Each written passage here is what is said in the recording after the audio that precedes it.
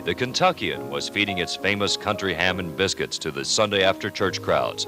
The lobby of the Ben Ali Theater on East Main Street still glittered proudly. And across the street, just west of the Harrison Viaduct, the Union Station watched over its end of the town. The newspapers advertised bacon for 49 cents a pound, men's suits for $28, and announced in half-page ads that the car America had been waiting for was here at last. The new Packard with its V8 engine and its 275 horsepower engine. And this was the north end of Lexington, seen from the air, miles and miles of green country lands. New Circle Road wound itself around what eventually would be the urban area. And here, on a rustic little road right off Russell Cave Pike, was Central Kentucky's first television station. Yep, that's us in 1955. And that was the year that WLEX-TV changed Central Kentucky's history. At last, Lexington was big enough for its own television station. Up until then, the very few people who owned sets had to be satisfied with peering over the shoulders, so to speak, of the Louisville or Cincinnati stations. WLEX-TV changed all that. I'm Mike Berry, and look what I found. The WLEX-TV scrapbook, full of a quarter of a century worth of memories. You know, it's been exactly 25 years since we signed on the air, that evening of March 15th, 1955. And what a party we tossed to celebrate. In this same studio, it was packed with VIPs. It was an unusual occasion, and of course a monumental occasion for Central Kentucky.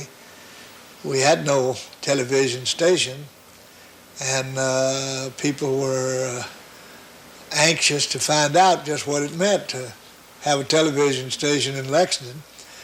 I went there, interrupted my campaign. I was in the second campaign for governor, and interrupted the campaign to go there at the invitation of Doug Gay and my friend from Paris, Guthrie Bell. And they were the pioneers, of course, in the television station business in this section of the country. I'll never forget the eagerness of the people and what great expectations they had for it. Business-wise, it was welcomed by the business community, and indeed, I think it's been a tremendous asset to Lexington and to Fayette County and to this section of Kentucky. I can remember when Kaywood Ledford and I were in the announce booth, all set to sign on the station on that March 15th. And since Kaywood had been at the station, at the radio station before I had, I suggested that he be the first to sign on, being such a nice guy. And he did. And there we started, I hope, a great history of television in Lexington, Kentucky. Channel 18's had a shining 25-year career, but on that first night, some things went less than smoothly. Do I remember opening night? I surely do. That was, I think the best words to describe it was mass confusion. We had Snooky Lanson in. The primary object of my band and myself were to back up Snooky, and we rehearsed with Snooky that afternoon, and Snooky went back to the Camel House to rest up and be made up and things like that. And finally we got on the air out here, and we had this little musical logo that Lucky Strike, who was Snooky's sponsor back in those days, they'd be happy, go Lucky Strike today, so forth and so on. So we're supposed to play that cue on every introduction that Snooky got. Well, we got the cue to play the logo. We played it, and no Snooky. Snooky wasn't even in the building. As it happened, Snooky told us later, said that he came out of the Camel House and got into a cab, and he said, take me to the TV station. And the cab driver kind of scratched his head and said, all right. So after much driving around, they wound up at a foundation dug out on the Beltline on the other side of town. And Snooky said, well, you know, when I was there this afternoon, they had a building. And the cab driver was kind of confused again, and finally, maybe, I don't know, they probably radioed the home office, and they got him straightened out, and then finally delivered Snooky out here to the studio. You know, today there are more homes in the United States with television sets than with indoor plumbing, believe it or not. But back in 1955, when we took to the air, only about 25% of central Kentucky had television sets. And hey, look at this. Here's a picture of a man who has been in one of the executive offices all through Channel 18's 25-year life. Harry Barfield. He's now our president and general manager. Back in 1955, he was station manager. And he remembers well what a risk it was to put a station on the air in this area. In an endeavor such as starting up a new television station, there are many risks involved. At that time, those people, of the 25% that were able to receive any kind of television, received VHF. This endeavor, of course, is a UHF. And at that time, it was quite controversial. There were efforts made to get a VHF allocation to Lexington. It did not succeed. The Federal Communications Commission designated Lexington as an all-UHF market, and it was under that precept that the ownership of WLEX Radio decided to apply for a construction permit to build WLEX-TV. Some of our critics said, well, you know, it's a risky endeavor at best. The television in central Kentucky will never go, and especially UHF will never go in this community. And some of our critics said, well, they won't be on the air 3 months, and we'd pass that literal milestone of 3 months, and well, then it would be moved ahead to 6 months or a year or 2 years, but we did succeed in spite of that. We succeeded because the community supported it, the advertisers supported it, and the ownership of the station, through its dedication to this endeavor, saw to it that it was successful. In those days, inasmuch as this was Central Kentucky's first television station, even the lighting of a channel with a test pattern was an event. And as I recall, the late Adolph Rupp, former coach at University of Kentucky, brought basketball films to the studio in order to entertain our very small audience with film playbacks of University of Kentucky basketball. We started off small. We broadcast from 4 p.m. until midnight each day, in black and white, of course, and with just a 1 kilowatt transmitter generating 17,500 watts of effective radiated power.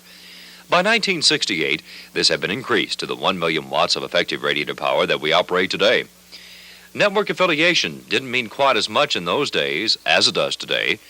By the end of our first year on the air, we were affiliated with all 4 networks, the familiar NBC, CBS, and ABC, plus one you may not remember, Dumont. We became totally NBC in 1968. Business was slow for the station those first years. Network and national spot advertisers weren't much interested in this small market. But there were some people out there particularly glad to see us, those people who sold the TV sets.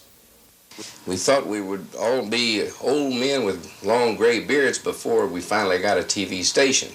So when it came, it was quite exciting.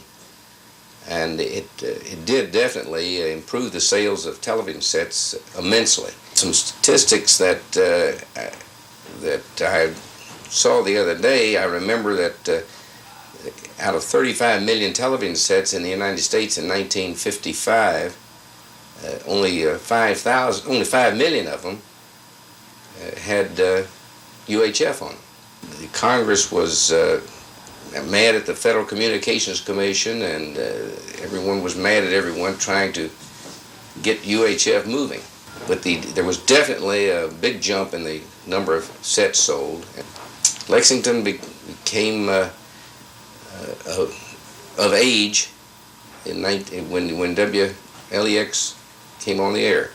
One of the really big shows way back then was the 10:05 p.m. weather show, sponsored by the Central Kentucky Gas Company, another name from the past. The star of that program was Mark Halleck, who is now, and has been for many years, president of his own Lexington advertising agency. Mark's weather program was considered to be very sophisticated technically, and was by TV standards then. The publicity brochure boasted that it required 4 men, imagine 4, to put his 5-minute program on the air. We have that many people just running studio cameras today.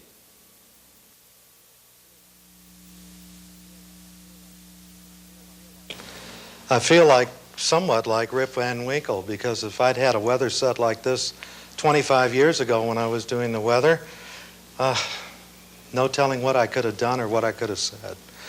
I noticed too that Texas is still where it was then.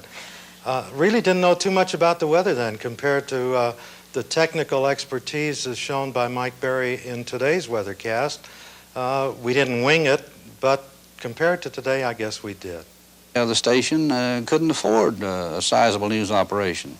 For the most part, it was a subscription to a United Press or Associated Press newswire, and then employing people who had good reading ability and who looked pleasant on the air and who could deliver that type of a newscast. Wow, there are a lot of familiar faces in this old scrapbook. So many of those people who shared the station's growing pains still play important roles in Lexington's life. Cal Wallace, a minister and publisher, is now a leader in the black community.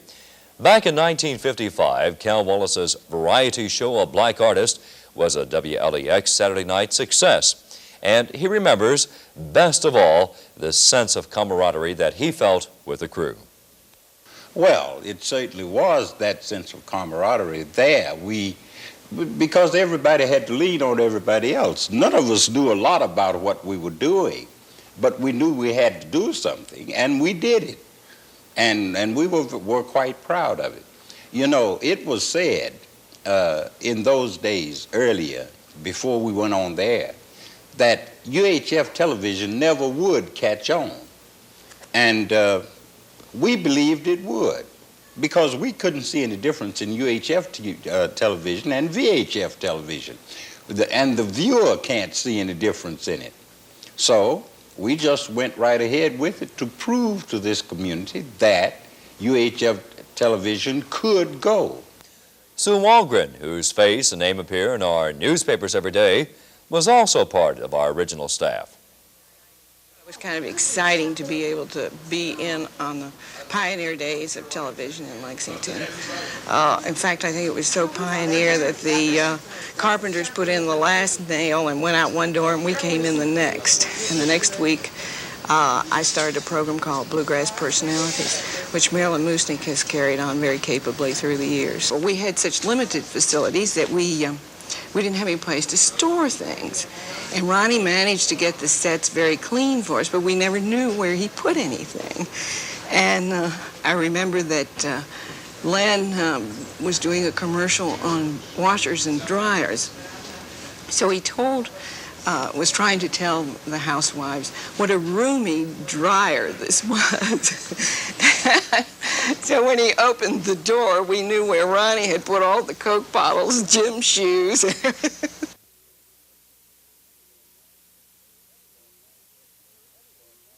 Gym shoes. Everyone has their favorite story about those days. I convinced a son-in-law of mine to come out with me one night, and it was in the days that 16-ton was popular. And I got Jimmy out, and we were sitting down. I was banging away on the piano. I can't play, but I could just mark time on the piano. And we were on camera, and Jimmy didn't know it. And he was tap dancing on camera. And then when it was all over, he said, "Great day, Dad. You have me on that thing, should I?" I said, "You were on, man. Everybody in town saw you." We got letters from a young lady, we thought at the time, by the name of Esmeralda. And every week, invariably, the letter from Esmeralda arrived. I didn't know until some years later that Esmeralda was a cat who, when I came on the late weather at the time, would sit in front of the set and watch my finger move along the cold fronts, the low pressure areas, the high pressure areas, meow contently, and then go back to either her cream or her milk after we were through. We had one black and white camera, and it was remote control. The director was operating it from a control room, Kind of looked like flying an airplane. We had one small audio console sit right down here, and the director and engineer sit rather side by side. We didn't use intercoms. And the video switcher had about 3 or 4 little inputs, 1 camera, 2 projectors, and that was about all in there. There was a time when no local TV station worth its image or Orthicon would have been without its own country western program, and we had ours. The Shorty Stout Show, Monday through Friday, 5 to 5:30. The 20 years since then have made Shorty a little more stout, true, and have taken him out of the country music business and into the printing business. But his cowboy hat fits as well as ever, and he recalls his year on WLEX as the most fun that he's ever had. I enjoyed it more than anybody watching it did. Well, I used to get letters, and I said, you know, keep those cards and letters coming, folks.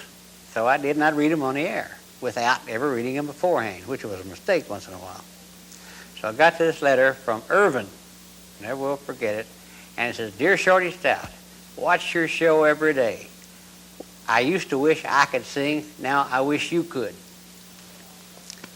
Well, that must have created quite a sensation because I got a call that night at home from the teacher down there whose class that was supposed to represent, telling me that that class had nothing to do with that. I broke up on the air. I could hardly go on with the program. The good old days weren't all that good. In 1959, tragedy struck our station. In January of 1959, a tower similar to the one that you're looking at now, which was erected on this location, collapsed and fell across part of the building, resulting in a fatality to one of our staff members, did extensive damage to the building, and consequently took the station off the air for a period of approximately 1 month. We sprang back, bigger and more powerful than before. Each year saw expansion and innovations. In 1962, WLEX became the first UHF station in the country to go full color. You know, this station's played an important part in many careers. Now here's a fellow that you'll remember. In fact, he's never really been from your sight or your hearing. The thing I guess I remember most about Channel 18 going on the air was how anxious all of us were for television experience.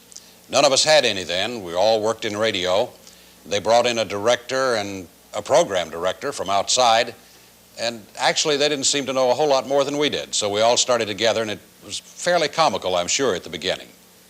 The equipment was very crude. I doubt if any industry has grown up quicker than television because it's such a new industry. And I can recall that in the studio we're in now that we had 1 camera that was driven by a stick back in the control room by the director. And you look out now and you see 3 cameras here on the floor. A lot of people gained their first television experience at Channel 18, and a lot of us moved on to other markets, and are very thankful for getting our start right here. So it's happy anniversary to WLEX-TV. Gig Henderson's voice and face are still important parts of the local broadcasting world.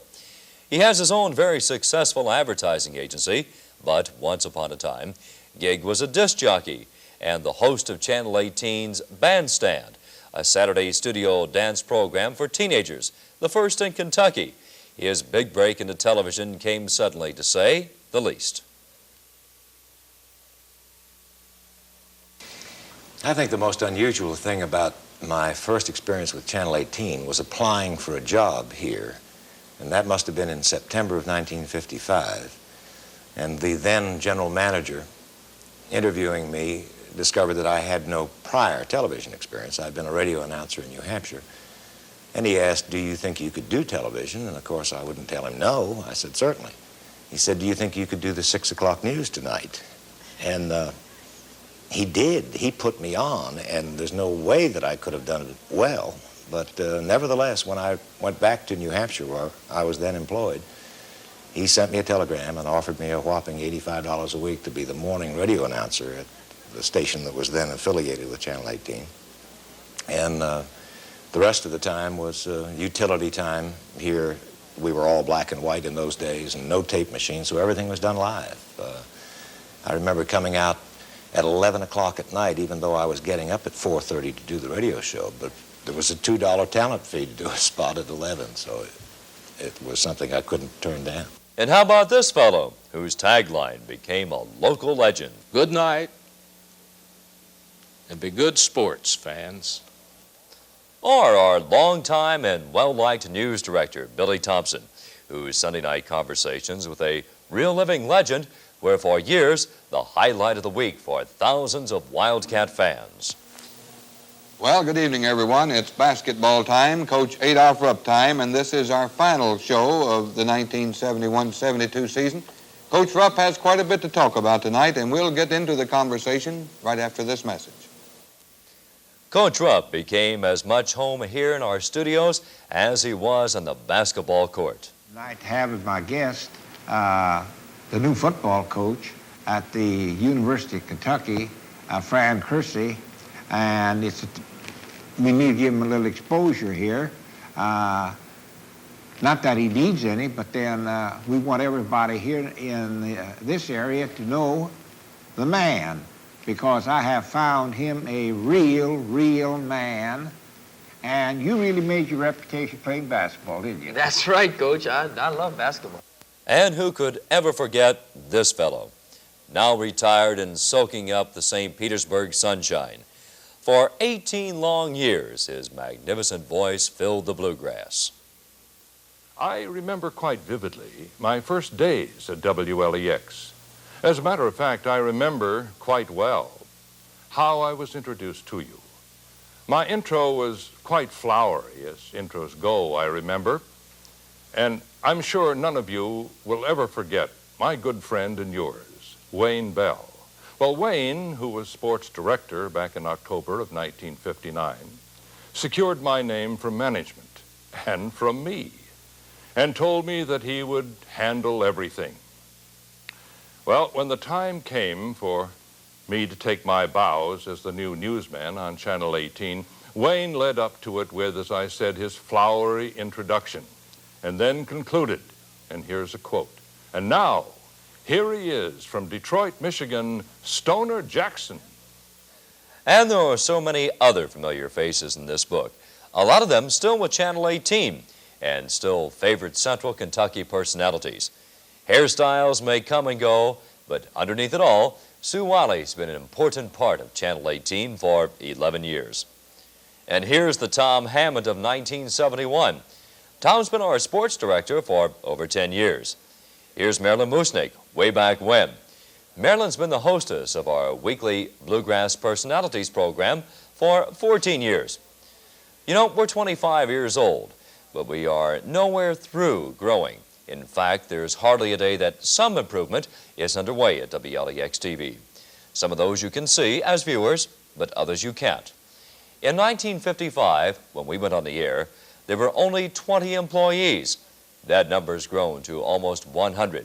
And so much of our expansion has to be just to make room for them. The building which you are observing now has been expanded approximately 7 times since the original inaugural telecast of the facilities of WLEX-TV on March 15, 1955. This was the original outside wall of the structure as it was completed and put into operation in 1955. In 1958, we added 4 additional offices on either side of this hall. And in 1966, further expansion occurred as we added 6 offices on either side of the hall, which I'm in now. And in 1978, we completed another addition and added 8 offices on this end of the building, including new sales offices. We're quite proud of our executive wing, but even prouder of our newsroom wing, which was added in 1978. It accommodates 24 people, quite a difference from the days when our entire reporting staff consisted of 2 people and 1 camera. This is a completely modern news operation, physically and technically, using electronic news gathering equipment, known in the trade as ENG. That means lightweight, portable video cameras, and videotape recorders, plus videotape editing equipment. The result? News, pictures, and stories that get on the air almost as soon as they happen. ENG is a major investment for any station. This camera weighs just 24 pounds. It cost $45,000. WLEX also has the capability to report live from the scene of almost any news event. The community expects the television operator to go into areas where things are happening now, and they expect that reporting to be done now, instantaneous, in other words. As soon as our crew arrives where a potential news story is breaking, we can be set up, ready to go live at the station within a period of 25 minutes maximum, sometimes in less time than that. What a lot of memories this old book holds. So many people have been in our studios. So many wonderful things have happened here. Funny things, sad things, dramatic, and exciting things. You know, it's been fun. We've had a ball. We've met a lot of people, made a lot of friends these 25 years, and we plan to stick around for another quarter of a century, at least. I'm Fred Silverman, president of NBC, and I'm very pleased to be part of this 25th anniversary celebration at WLEX-TV. For all that we've done in the past, I think that television's most exciting years are still to come. NBC intends to achieve and maintain television leadership in the 1980s with programs of unquestioned quality, programs that NBC and WLEX will be proud to present and that you and your families will enjoy to the fullest. WLEX has given the Lexington community a distinguished and progressive broadcasting service for 25 years. NBC will do everything it can to make sure that this record of achievement shines brighter than ever in the years to come.